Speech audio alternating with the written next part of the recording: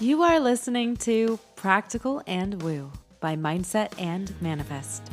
My name is Eden, and I invite you to embark on a journey with me to explore the practical and spiritual edges of the unknown for the purpose of allowing you to embody and empower yourself uniquely as you are and to intentionally create and live a life of freedom and fulfillment.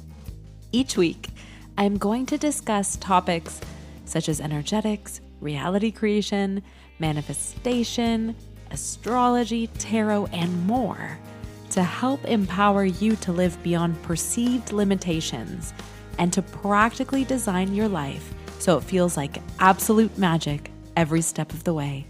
Let's dive in. Well, hello, brilliant soul. Today, I want to take you on a journey, not just through a story, but through a deeper understanding. There's a phrase we toss around a lot when we're trying to do something new, when we're trying to grow or shift or rise into the next chapter of ourselves. Something to the effect of, it's simple, just do it. But here's the thing, not everything that's simple is easy. Simple can be quiet, and yet it can take more courage than climbing a mountain. It can take more strength than lifting a weight. I want to tell you a tale today, one that outlines and soulfully suggests the difference between simple and easy. What you're about to hear is a fable, a soft and poetic weaving of meaning through story. It's set in a faraway village built on dreams and old magic, where every child must choose between two paths, one that's steep and clear, and one that's still and silent. So find a cozy corner, let the noise of the day soften, and breathe deep. This is a story about choice, about what we learn when no one's watching, and about the unexpected ways that transformation takes root. Now, let me take you to the land of Linmore.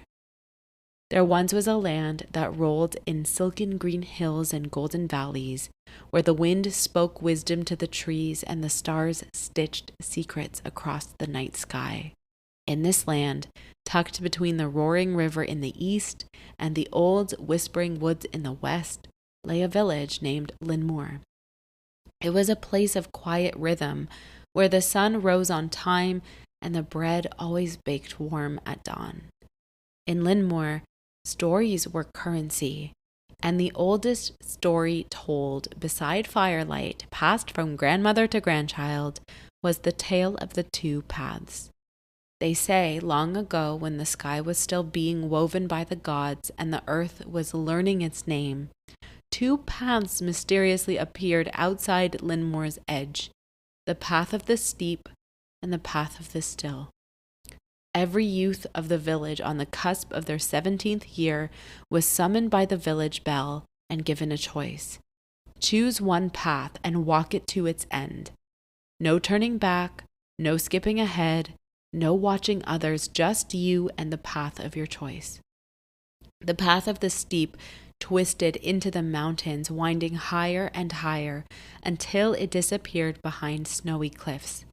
It was said to be hard, exhausting, sometimes brutal, but clear, marked. You always knew what you had to do next. The path of the still was a winding meadow trail, flat, gentle, warmed by wild flowers and singing birds.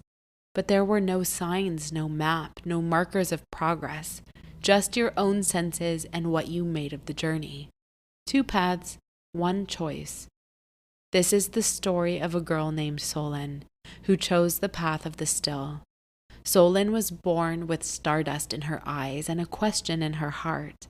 While the other children of Linmore played games of conquest and climbed the tallest trees to prove their bravery, Solon sat by the river, watching water braid itself into poems. She wasn't lazy, though some whispered that she was. She simply listened longer, moved slower, asked why. When her 17th birthday arrived, she stood before the village elders, their silver hair braided with ribbons of tradition, and without hesitation, Solon pointed to the wildflower path. The village held its breath because few chose the path of the still. She walked barefoot into the fields, the earth cool and forgiving. And at first it was bliss. Birds serenaded the morning, dew clung to her ankles like lace. The breeze whispered kind things. Simple, she thought, I can do this. But days passed, then weeks, and nothing changed. No signs, no hints, no voice from the sky saying that she was doing it right. She saw no other travelers. She often doubted, was she even moving forward? Was there even a forward? The path of the still wasn't hard in the way a mountain is hard. There were no cliffs to scale, no rocks to cut her feet. But it was a slow unraveling of the self. She had to decide when to rise, when to rest, what to notice, what to trust. Much of the time, the silence was deafening. In moments, she envied those who chose the path of the steep because they had rules and challenges, yes, but also markers, praise, tangible gains. The path of the still required her to believe in the invisible. One day, as the sun painted honey across the sky, Solon collapsed beneath an old ash tree. Her skin was bronzed, her dress stained with berry juice and earth. She had not seen a soul in weeks, and her food had dwindled. Her faith, thinner still. She cried, not because it was hard per se, but because it was quiet. Then from the rustling shadows emerged a figure. It was an old woman with moss in her hair and stars sparkling in her eyes. You've walked well, child, the woman said. But I haven't done anything, Solon replied. No one told me what to do. I have nothing to show, nothing to prove. Was I supposed to build something or reach something? The woman knelt and placed a wrinkled hand on Solon's chest. Yet you are different now, aren't you? Solon blinked. She was. Her eyes saw more colors. Her breath sat deeper in her belly. Her mind didn't panic at the silence that once taunted her. She had begun to understand birdsong. She had learned to trust the timing of ripening fruit. The path of the still is simple, the woman said. Walk, breathe, listen, trust, but don't mistake simple for easy.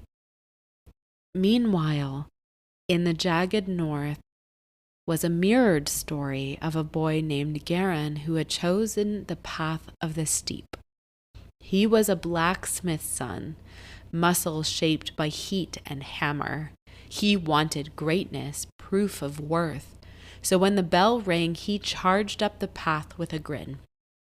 The path of the steep was exactly as promised, grueling, demanding, but clearly marked. Each day brought a new challenge, rivers to cross, stones to move, riddles to answer. He earned his meals through effort. He carved tools, built shelters, fought off wild things. And at each summit he found a token, a stone, a ring, a piece of ancient script, proving that he had achieved something. He kept a satchel of these tokens, each one a medal of triumph. He passed others along the way, and they ended up cheering for one another, comparing scars. It was hard, but it was satisfying. And yet, one morning as Garin was nearing the final peak, he looked around and felt something foreign. Emptiness. His body was strong, but his heart felt like a locked room. He had proven he could climb, fight, win, but he did not know who he was when no one was watching. He did not know what he truly wanted.